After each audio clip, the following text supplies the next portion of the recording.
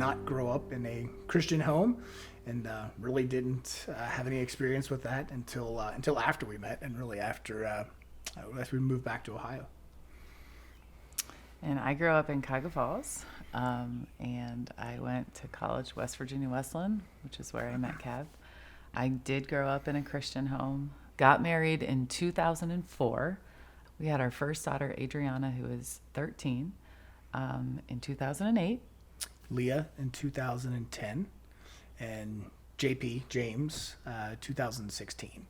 It was right around the time Adriana was born. 2008 is when we started going to a new church in Stowe that really kind of resonated more with me. Felt more like an inclusive type of environment, which is one of the things we love about Redemption. So I really started to come to faith at that church. So in 2015, things got a little tricky for us. My mom got sick. She was diagnosed with glioblastoma, which is stage 4 brain cancer. And she passed away in July.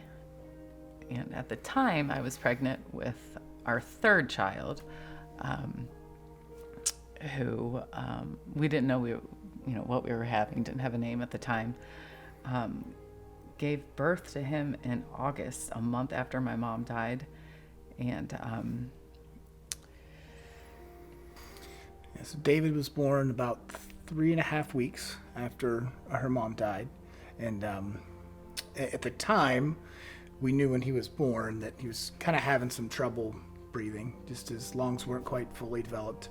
So they said, hey, we'll keep him in the hospital for a couple weeks. The lungs are the last thing to develop, and we'll just let him finish up his the development. And then he was born on Wednesday, and on Friday it was actually, she noticed that he was just lethargic. Wasn't kind of the same way he was the first couple of days, just following you with his eyes and wouldn't grab your finger, the stuff that normal babies do. And she had said something's not right with him. So they took him down for an MRI. We were at Akron Children's. They took him down for an MRI and came back and said, they said, you're going to have a difficult decision to make, which is not what you want to hear. They explained to us that he had a very significant brain bleed, and that we had to decide immediately if we wanted to operate or not.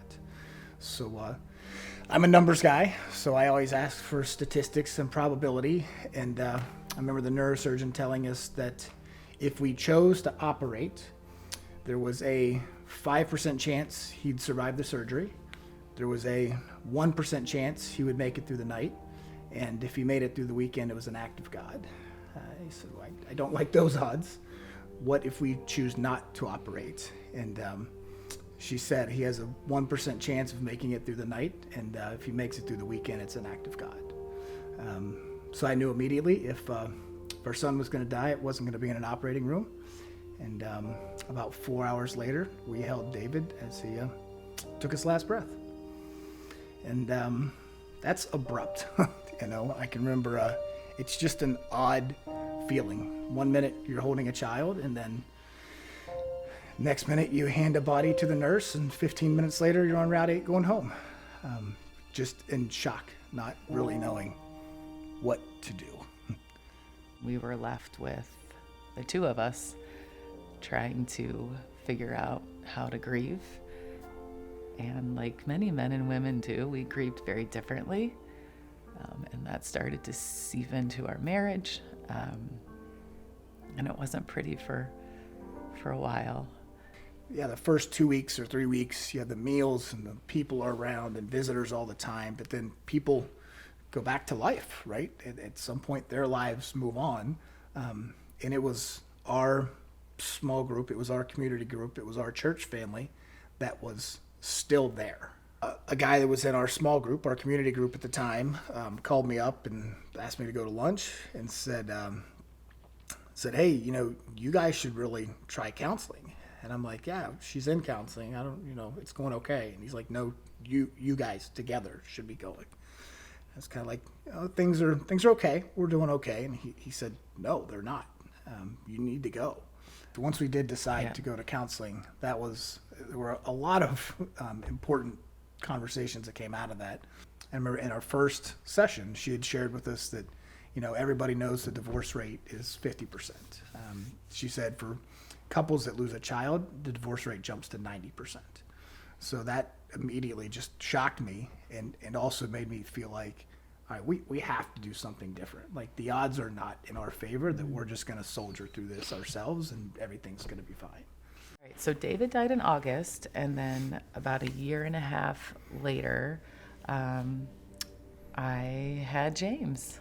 He was a perfect little baby, and it was not an easy pregnancy by any means, physically or emotionally, but God gave us our son, James. And he was about 6 months old, and he had a grand mal seizure, a major seizure. And I remember thinking, really? Like, how much more can we take? We have already, lost so much, and I can't do it.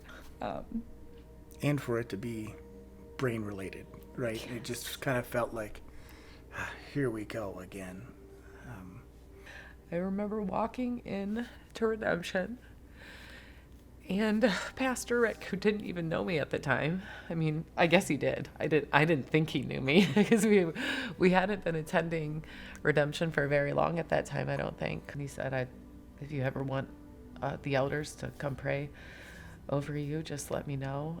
But do you mind if I pray for you now? And right there, nature, we just prayed for me, and James never had a seizure again after that. So Redemption has been our home for a couple years now, quite a while actually, and we've both gotten very involved. I'm in Kids Zone. I teach the preschool class. We have started a community group. The community group thing kind of really feels like it's coming full circle.